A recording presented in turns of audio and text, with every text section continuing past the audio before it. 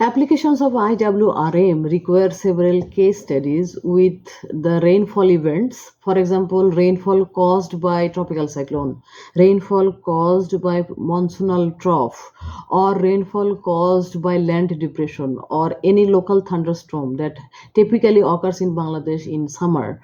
So, before applying to the to the IWRM, we should evaluate our understanding of rainfall events and the movements, something like this. So to understand such, this research was actually presented in Buet, one of the conference, and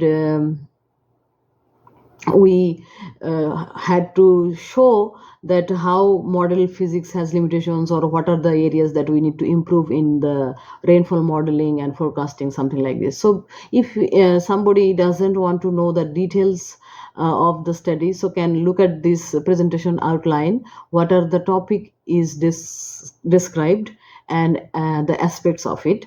So definitely, to begin with, geography of Bangladesh is such unique that it is kind of a drainage system for several river flow, and at the same time connecting to the Bay of Bengal. That means it can create interactions between not only the land but also the ocean, and complicate the atmospheric situation, because the land heating and ocean heating is not the same, and ocean can fuel into any convective system when it is developing. So this event, we see that it has consequences of several loss and damages, and flood and all, and definitely it had created 3 days consequences of heavy rainfall in several parts of the Bangladeshi geography. And to facilitate this research, obviously we have to see what are the previous works and how they have looked at rainfall studies, and based on those we have developed this experiment to compromise with the resolution impacts and also match with the rainfall variability in the country, especially temporally. So we see the model performance against them with the observation. So technically our another goal was to see from this research, to look at the upper surface to upper air condition, how this system, how strong the system was. So if you look at the surface pressure, the pressure gradient at the surface is already strong, and at the same time the sea level pressure and sea surface temperature shows strong gradient. That means the Bay of Bengal is fueling the convective system towards the land depression, and obviously wind shear at that time has to see that how upper air, the vertical movement of the wind speed is, so that the system can travel how long on, or something like this. So that takes us to the upper air geopotential height, for example, upper air development of this system, and we see from the model development it looks quite strong. Upper air movement, even if it is just a land depression, is not connected with tropical cyclone. So we have looked at the model results, upper air movement, and also look at their variations for several mandatory levels that we tell, like from 925 hectopascal to 300 hectopascal in the tropical region. And upper air analysis will also show that how vertically the land depression movement was and how strong the system was, so that it can sustain for several times or several days, something like that. That is how we see the vorticity, which is an indicator of the strength of this land depression, so that it can stay at the location and it can travel or move towards which direction.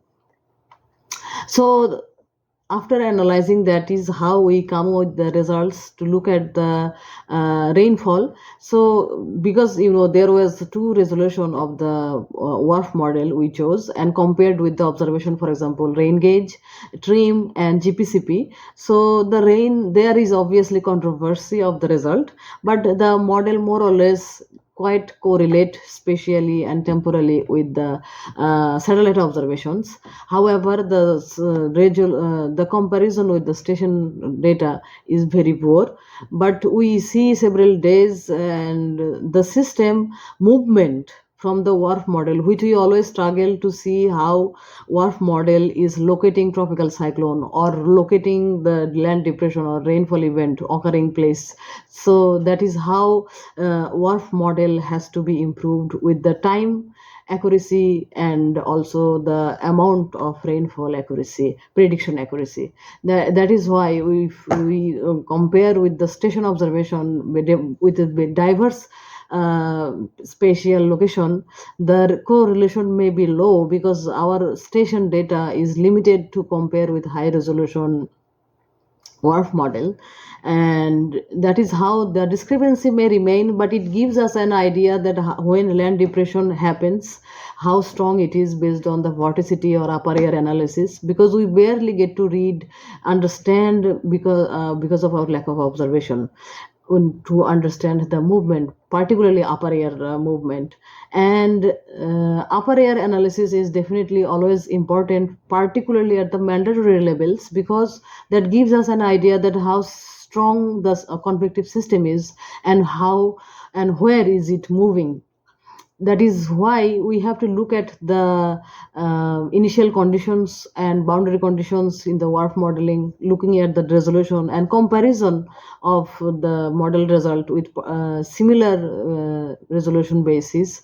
That is why maybe in the future we should look into the regrading system or more calculations required, definitely as resolution increase, and that increase eventually our computation.